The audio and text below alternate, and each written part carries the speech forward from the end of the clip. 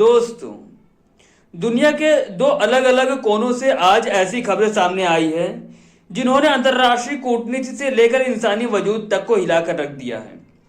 एक तरफ जहां दुनिया की सबसे ताकतवर सीक्रेट एजेंसी को अमेरिकी राष्ट्रपति को बचाने के लिए एक भोजन सप्लाई करने वाले ट्रक का सहारा लेना पड़ा, वहीं दूसरी तरफ दक्षिण अमेरिका का एक खूबसूरत देश कुदरत के एक ही झटके में कब्रिस्तान में तब्दील हो गया। आइए सबसे पहले आपको ले चलते हैं इस अंतर्राष्ट्रीय ड्रामा और सीक्रेट ऑपरेशन की ओर जिसने व्हाइट हाउस से लेकर पेंटागन तक हड़कंप मचा दिया है। दोस्तों, आज की इस रिपोर्ट में अंत तक बने रहिएगा। चलिए शुरू करते हैं। बात है तुर्की की राजधानी अंकारा की। नाटो शिखर सम्मेलन के बाद अमेरिका के राष्ट्रपति डोनाल्ड ट्रंप अपने भव्य और आलीशान एयरफोर्स वन विमान में चढ़ते हैं।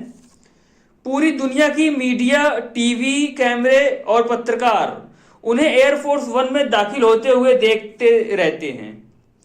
सबको यही लग रहा था कि राष्ट्रपति ट्रंप अपने विमान से ब्रिटेन के लिए रवाना हो रहे हैं। लेकिन दोस्तों, कैमरे के पीछे जो खेल खेला जा रहा था उसकी भनक वहां मौजूद पत्रकारों तक को नहीं थी। दरअसल अमेरिका की खुफिया एजेंसियों को एक बेहद गुप्त और विश्वसनीय सूचना मिली थी कि ईरान की तरफ से ट्रंप की हत्या का एक बड़ा और जानलेवा षड्यंत्र रचा जा चुका है। खतरा इतना बड़ा था कि सीक्रेट सर्विस के अधिकारियों के हाथ पांव फूल गए थे। तब सीक्रेट सर्विस ने रचा एक ऐसा चकमा जो इतिहास में पहले कभी नहीं देखा गया था। जैसे ही ट्रंप एयरफोर्स वन के मुख्य दरवाजे से अंदर गए, वे तुरंत विमान के दूसरे दरवाजे से बाहर निकले। वहां कोई लग्जरी कार या बुलेट प्रूफ लिमोजीन नहीं खड़ी थी, बल्कि वहां खड़ा था एयरपोर्ट का एक साधारण कैटरिंग ट्रक। वही ट्रक जिसका इस्तेमाल विमान में खाना पहुंचाने के लिए किया जाता है। राष्ट्रपति ट्रंप को उस कैटरिंग ट्रक में बैठाया गया और गुप्त रूप से एयरपोर्ट के दूसरे कोने पर खड़े एक सैन्य विमान C-32A में शिफ्ट कर दिया गया। एयरफोर्स वन खाली उड़ान भरता रहा और ट्रंप एक गुप्त सैन्य विमान से ब्रिटेन पहुंच चुके थे। खुद ट्रंप ने संवाददाताओं से बातचीत में कहा, सीक्रेट सर्विस और मिलिट्री ने मुझसे जैसा करने को कहा मैंने वैसा ही किया। मुझे बहुत से खतरे मिलते रहते हैं, लेकिन जो राष्ट्रपति काम करता है निशाना उसी को बनाया जाता है। क्या अमेरिका और ईरान के बीच यह तनाव किसी नए युद्ध की आहट है? यह सवाल अब भी बरकरार है। अब रुख करते हैं आज की दूसरी सबसे बड़ी और दुखद घटना की तरफ। अगर एक तरफ इंसान इंसान का दुश्मन बना हुआ है, तो दूसरी तरफ कुदरत ने एक ऐसा कहर ढाया है कि पूरा शहर जमींदोज हो गया।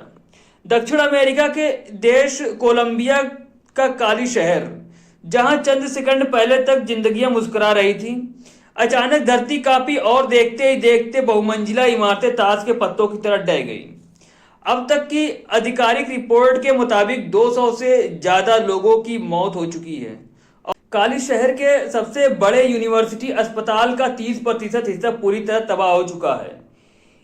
प्लान इंटरनेशनल की रिपोर्ट के मुताबिक 791 से ज्यादा स्कूल तबाह हो गए हैं, 6 एयरपोर्ट बंद कर दिए गए हैं और 70 से ज्यादा सड़कें टूट चुकी हैं।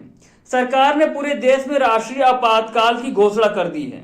दोस्तों, अगले 72 घंटे कोलंबिया के लिए बेहद नाजुक हैं।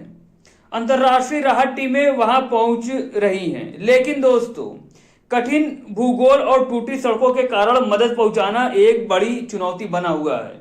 एक तरफ वैश्विक स्तर पर राजनीतिक साजिशें और हत्या के खतरे राष्ट्रपति स्तर तक के नेताओं को छिपाने पर मजबूर कर रहे हैं, तो दूसरी तरफ कुदरत यह याद दिला रही है कि इंसान की ताकत कुदरती आपदाओं के आगे कितनी बौनी है।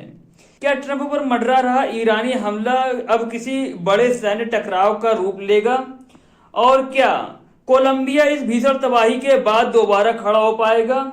आपकी इस पूरी रिपोर्ट पर क्या राय दोस्तों? अपनी बेबाक राय कमेंट बॉक्स में जरूर दीजिएगा और ऐसे ही अपडेट के लिए हमारे चैनल को सब्सक्राइब कीजिए।